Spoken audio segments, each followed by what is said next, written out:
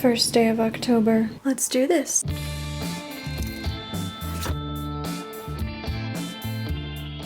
Hey everyone, and thank you for joining me for this video.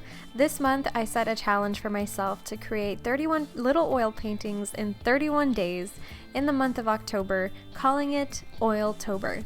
And this is the first week into the challenge. Day 1, I painted an orange hibiscus from one of my Patreon references, so if you want to paint it as well, you can totally do that. It's on my page. I decided to start with a flower for day 1 because it's something I'm comfortable with, and I knew when I took that reference I was going to paint it at some point, so perfect opportunity, Oiltober day 1. This day probably had the roughest brush strokes out of all the paintings of the week. I don't know why, but I feel like the further I got into the week, my brush strokes started becoming a little bit smoother along the way. Don't know why, but yeah, this was day 1. Day 2, I had to wake up early because my husband was going on a work trip and we were on our way to the airport. So I got to see the sunrise, which I don't see that many of. I don't wake up early enough most days. I get up around 7:30 to 8 and the sun's already risen, depending on what time of the year it is.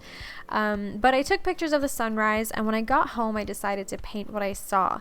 So if any of you live near Tampa, this is the view from the Howard Franklin Bridge heading towards Tampa. This painting was not in the plans. I really didn't have a plan of what I was going to paint this day. I just happened to see a sunrise and decided to paint it. Day 3, I painted a beach scene. This was another reference for my Patreon. Something I made sure to do with this challenge was set myself on a time limit. I would allow no more than 2 hours for each painting. So some of them were finished in just about that time, somewhere between 1 to 2 hours. It kind of varied a little bit for every painting, but that was part of the challenge I set for myself. They were all done in one sitting, and even though I see so many flaws with every painting, I tried my best to just get them to a point where I can call them finished and try not to hate them. And the surface I'm painting on for every one of these paintings is the Strathmore 400 series oil painting paper. It's a really high quality, thick paper designed just for oil painting, and it does not need to be primed. So I thought it was going to be perfect for this challenge because I could get it to the sizes I need, which is 4 by 6 inches for every painting. Day 4, I decided to paint a portrait. I've actually created a very similar painting to this last year, and this was a painting that Strathmore actually sponsored me to do back then. I have not been sponsored by them since that time, but I genuinely love the paper they sent me, and I continue to use it for my art. So I wanted to make a painting that was a little bit similar with the crown of lights. Throughout this entire week, it was challenging to be on such a time limit for oil paintings because it's something that requires much more time, especially because I actually love to take my time with oil painting, and I come back to them, I build on layers, and I fix any mistakes or enhance things to make them better as I get further into the painting. But for this challenge, I could not do that. I had to try and cram as much information as I could onto that 4 by 6 inch surface in 2 hours or less. Day 5 was the day after my husband got back from the work trip he went on, so we went and got breakfast downtown, and I took a reference image for me to paint of some of the scenery in downtown Bradenton. I really don't know why I decided to paint this specific image.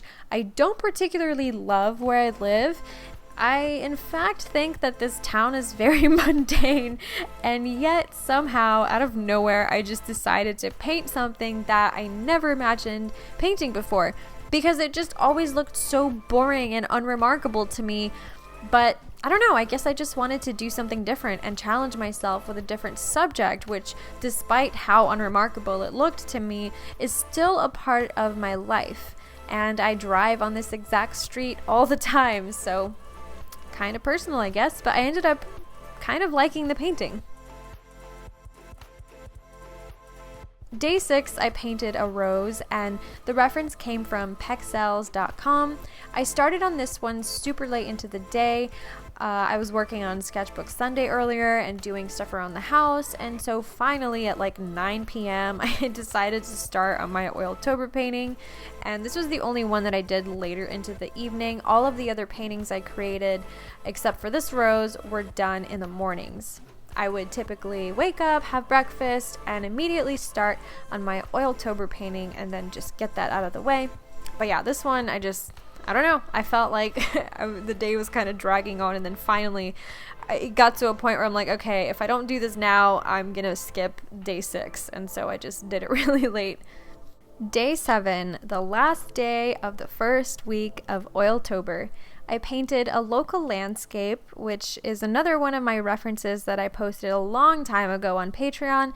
This place is called Robinson Preserve here in Bradenton. Sometimes I go paddleboarding and kayaking there, and it's just a really beautiful nature preserve. There's awesome trails there. You can ride your bike or go for a run or a walk. So I painted a tiny little part of it, and it's not some crazy, incredible view, but I really like the colors that I was using, and I love that there's water in it and just the trees. It's just like a simple nature-y landscape, nothing crazy, but I had a lot of fun with this painting, and I think this one was one of my favorites that I created from the week. So that concludes week 1 of Oiltober. I've been posting them daily to my Instagram as I create these paintings, so if you'd like to see more of them as I create them, I just posted day 8 today. Be sure to follow me on Instagram at Lena Danya. Thank you so much to everyone who jumped into this challenge with me. I love seeing your paintings on the fast-growing Oiltober hashtag on Instagram, so I'm really looking forward to seeing more of your paintings and creating more of my own. Thank you so much for watching. I'm wishing you all a beautiful and inspiring day, and I hope to see you in my next video. Bye everyone!